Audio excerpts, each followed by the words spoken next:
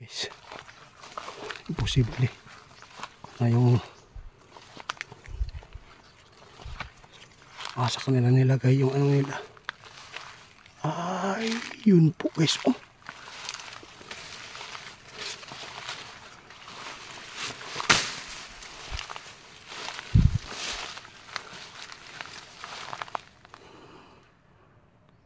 binuang yun kini guys. Panoorin po niyo guys. Oh, mapapanood po niyo kung paano ginawa nila Ramil po ito, yung bitag ng tiyanak, kasi ito yung inutos ng engkanto, kaibigan ni Ramil. Dito nila nilagyan, dito pala dumaan yung tiyanak,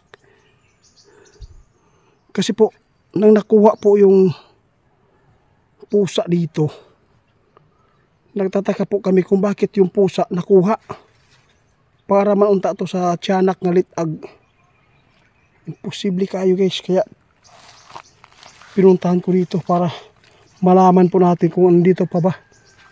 Guys, magandang tanghali po sa inyong lahat. Alas 12 na po ng tanghali. Ngayon guys, pupuntahan po natin yung area kasi curious lang po talaga ako. Kasi po naglagay po pala sila Arman ng bitag. Kasi po yung pong tinuro ng kanto na ipabitag po yung tiyanak para mahuli. Pagkaugma, nang balikan po nila ng alas 6, hindi po nila akalain guys na yung tali, yung bitag nila ay meron pong nakuhang pusa. Kaya naisipan ko talaga na balikan ko dito. Baka yung pusa na iniwan nila dito, baka po yun ang tiyanak, nag-anyong pusa lang po siya. Kaya ganyan guys, mag-isa po tayo mag-explore dahil po mayroong mga trabaho po sila. Sana po ay matuklasan natin kung bakit po yung bitag ni Ramil at saka ni Arman may nakuhang pusa, kasi yung bitag na yan ay para po ito sa tiyanak. Kaya so umpisa na po natin dito sa area guys para po malaman natin kung bakit po naging pusa yung tiyanak dito na nakuha nila. Panoorin po ninyo guys doon sa video ni Baby Boss. Doon po i-upload yung nakuha nila na pusa na bitag. Kaya binuhusan po nila ng holy water. Nang buhusan po nila ng holy water ay sumisigaw po siya. May isa lang po tayo dito guys mag-explore. Nirespeto ko na lang yung mga trabaho nila kasi may mga sariling pamilya din sila. Ako na lang muna guys, kasi wala lang nakuha yung pusa dito na binitag nila yung tiyanak. Bakit po naging pusa yung nakuha? Meron po tayong dala guys, itakman muna, wala tayong dalang holy water.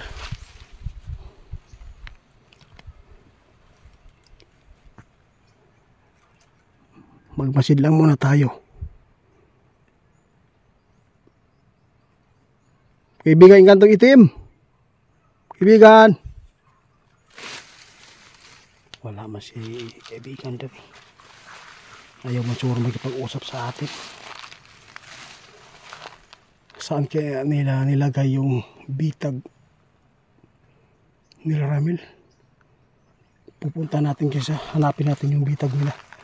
Kasi bakit po yung bitag para sa tiyanak naging pusa yung nakuha?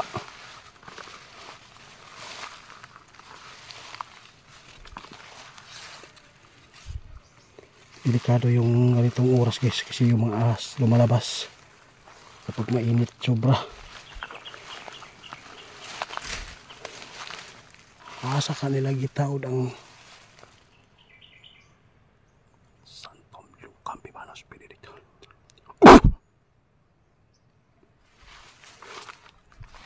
Kadlok ba ani guys? Imposible na yung sa kanila nilagay yung ano nila.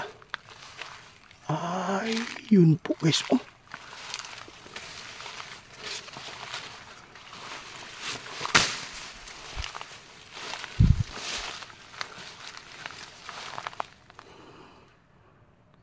binuang yun kini guys. Panoorin po niyo guys. Oh, Mapapanood po niyo kung paano ginawa nila Ramil po ito, yung bitag ng tiyanak. Kasi ito yung inutos ng engkanto, kaibigan ni Ramil. Dito nila nilagyan, dito pala dumaan yung tiyanak. Kasi po, nang nakuha po yung pusa dito, nagtataka po kami kung bakit yung pusa nakuha. Para maunta to sa tiyanak nga litag. Imposible kayo guys, kaya pinuntahan ko dito para malaman po natin kung andito pa ba. Kung mawala sila diri karon guys, ibig sabihin yan, natakot na sila mula nang nakuha at nag-anyo lang sila ng pusa.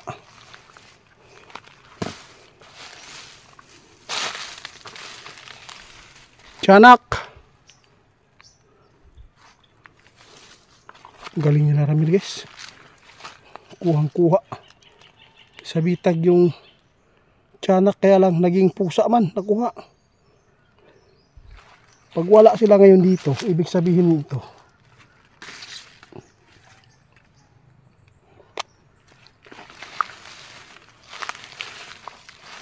tatagain ko na lang pag nakita ko dito ngayon.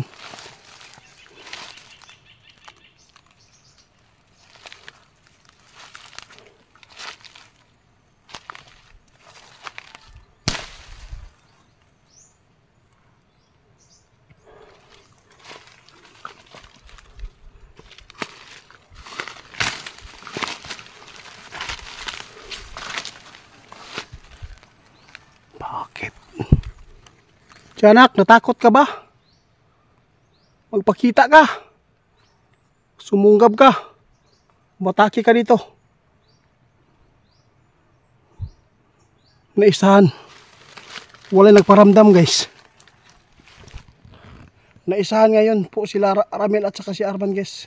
Sana po kinulong na lang nila yung pusa para po makita natin kapag makapag-transform po na ilang araw, malalaman po natin kung tiyanak pa po yun. Kaya problema ko dito kasi naisahan sila eh. Nakuha na sana yung tiyanak. Nagpadala sila, nagpalinan sila ng pusa. Nagkunwari pala siya maging pusa para di siya maano. Tatanungin ko sila Arman ngayon at saka si Ramil kung saan nila iniwan yung pusa. Wala na naparamdam diri guys. Ibig sabihin ito, yung pusa na yan tiyanak. Tinuro naman sana ni Ramil o ni engkantong itim sa kanila na ganyan po pag gawa ng bitag para mahuli. Ang problema lang, pinakawalan pa nila kahit nahuli na. Kasi mapaglin lang talaga yung ano.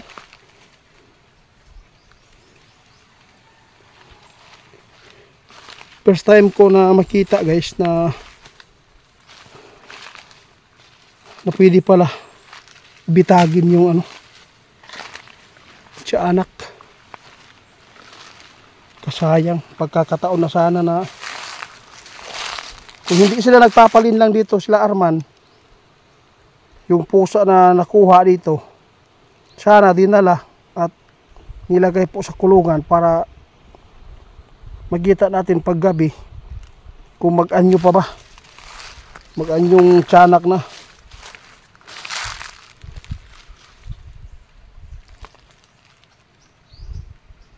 Sayangan nila yung pagkakataon, sinayang nila yung pagkakataon na tinuro ni engkantong itim. Hindi po sila niniwala eh. Hindi po sila sumunod ng maayos. Kaya pagsabihan ko lang mamaya sila, sa susunod hindi sila magpapalin lang.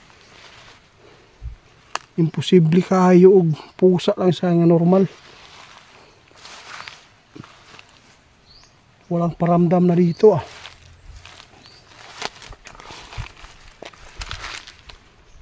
Pati engkanto, wala na.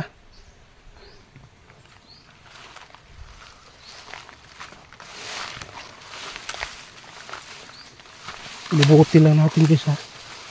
Baka magparamdam pa. Naisahan sa Ramil. May tumakbo dito. Baka tiyanak ito.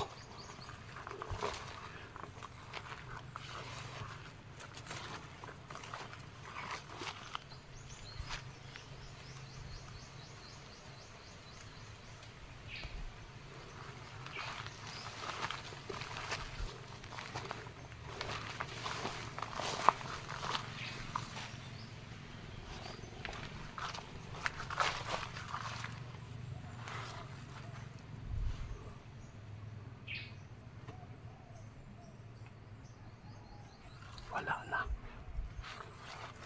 Walang paramdam. Putik tiil. Nagpaisa pa sila. Guys, nakita ko dito ngayon guys, sa area na ito, wala na pong tiyanak dito ngayon. Mula nang meron na bitag na nakuha po sila Arman dito guys. Kaya lang pinakawala nila, hindi po nila dinala yung pusa. Dapat sana yun kinulong para po makita natin kapag mag-transform po na isang bata siya na tiyanak. Kaya lang nagpalin lang sila. Hindi po nila dinala sa kulungan para lang makulong, para ma-eksperimentuhan natin po na sana para ipakita sa inyo. Sana po sa sunod pagsasabihan ko na po sila na kung meron kami makukuha na pambitag, hindi mo na pakawalan ka agad, kasi nakita ko dito wala talaga nagpaparamdam ngayon mula nang kinuha mula na nakuha ni Arman yung nilaramili yung pusa dito. Yung pusa na yan, siya anak po yun, at saka sunog na sunog po yun sa holy water dahil po pinaliguan nila Arman. Kaya ngayon guys, wala man yan nagpaparamdam, siguro nagpapagaling pa yun.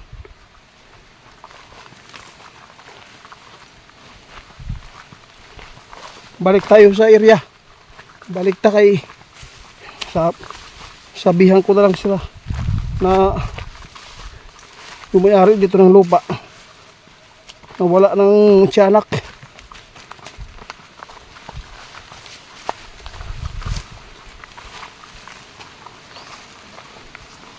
Madali silang malinlang guys, sila Arman.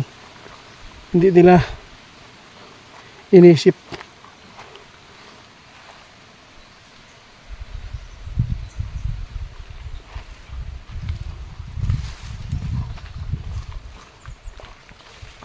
Makikita natin guys, oh, napaka linis yung nilagyan nila na bitag sa tiyanak. Kasi may daanan po yun eh. Doon po talaga dumadaan yung tiyanak. Kasi hindi naman po pwede ilagay po yung bitag dito sa ganito. Doon din sila mag-aapak sa malinis na area kapag sila ay sumugod sa tao.